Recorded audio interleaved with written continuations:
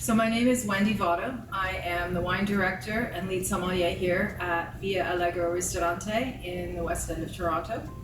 We have been in business for over 25 years, and I have been here for 25 years. It is a selection of over 7,000 listings. Our inventory carries about 70,000 bottles of wine. So when we bring it to the table, it's a little daunting to look at. Many people call it the Bible or the Tomb or the Harry Potter Book of Secrets, but I assure people that I am the author of this and I am the user-friendly version of this. So myself and my colleagues go to the table, introduce ourselves, ask if we can help with their wine selection. We might ask what they're eating, we might ask what their go-to wine is. If they're adventurous to try something new and different, we also ask what their budget is, so we help them maneuver the wine list easily. First question I would ask would be, would you like to drink white or red? And then after that, my next question would be, are you leaning more towards Old World? And Old World, I mean France, Spain, Italy, Portugal, or are you more of a New World wine drinker like California, South America, Canada? And once I kind of pigeonhole that answer, and it helps me maneuver my choice better.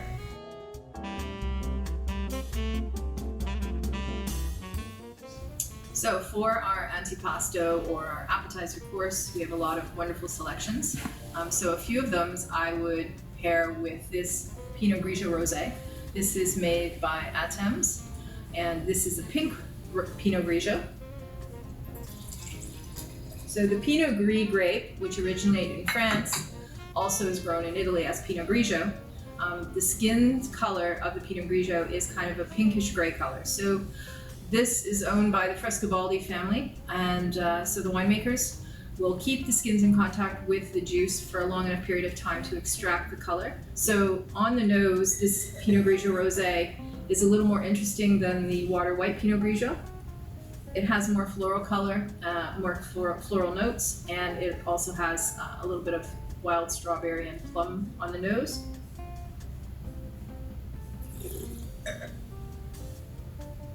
And on the palate. So I would pair this with our quail that was wrapped in prosciutto. I would pair this with the arancini rice balls. And I would also pair it with the Three Kings, which is the prosciutto with Reggiano Parmigiano and aged balsamic. It's also fine on its own with just some salami and some cheeses and some meats and some nuts and figs and things like that.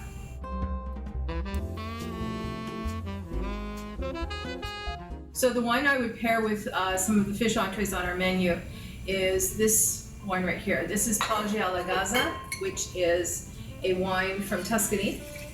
So this wine is made by Tenuta di Ornellaia, which is a producer that makes stunning red wines from the Bulgari coast. They make Ornellaia, they make Sierra Nove, and they make Le Volte, which are Bordeaux blends grown in Tuscany, mainly with French grapes, Cabernet Sauvignon, Cabernet Franc, Merlot, Petit Verdot.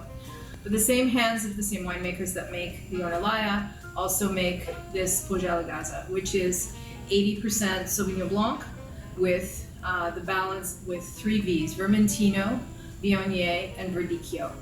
And those 3 V grapes will characterize the wine with some passion fruit, some peach, some mango, a little bit of citrus, and the Viognier especially will be peach and apricot in tone. The Sauvignon Blanc gives the wines their green grassiness, their herbaceousness, and their high level of citrus tone. So together, this is a really multi-layered wine with lots of complexity. It's very viscous on the palate. It has a nice long finish.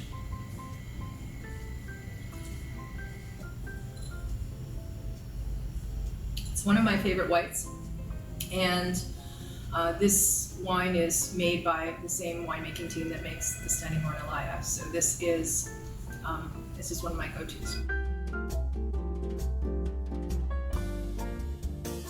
So we're going to start with the Beringer Knights Valley. These are both 2019s as well, so it's a good comparison side by side. Beringer Vineyards was established in the late 1800s. France and Joseph Beringer are German immigrants who came to New York City from Germany, and then realized that California, Napa Valley was the place that they wanted to be if they wanted to grow wine grapes, because they wanted to mimic the wine industry in Germany. And then north of the winery in Sonoma, north of Santa Elena, is a vineyard that they've owned for 30 years called Knights Valley. And this vineyard is on a fairly steep slope. They plant Cabernet Sauvignon on this vineyard, and the underlying soil has got a lot of volcanic subsoil. So the wines are bone dry, austere. They have lovely fruit. They have more pronounced acidity than a Napa Cab, and the balance is reminiscent of French Bordeaux.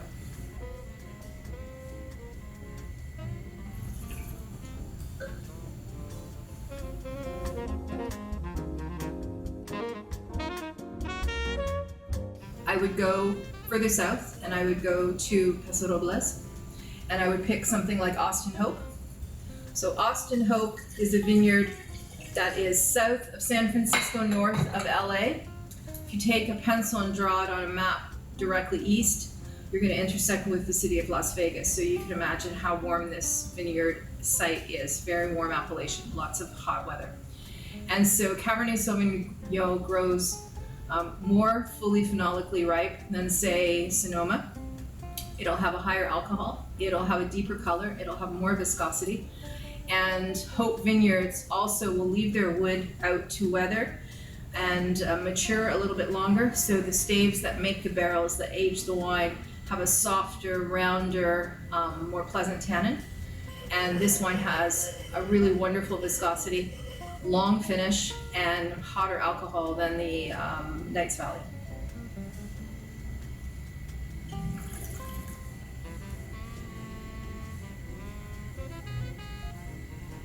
Hope Vineyards are farmers, first of all. They grew apples and grapes before starting their own winery and producing wine 30 years ago.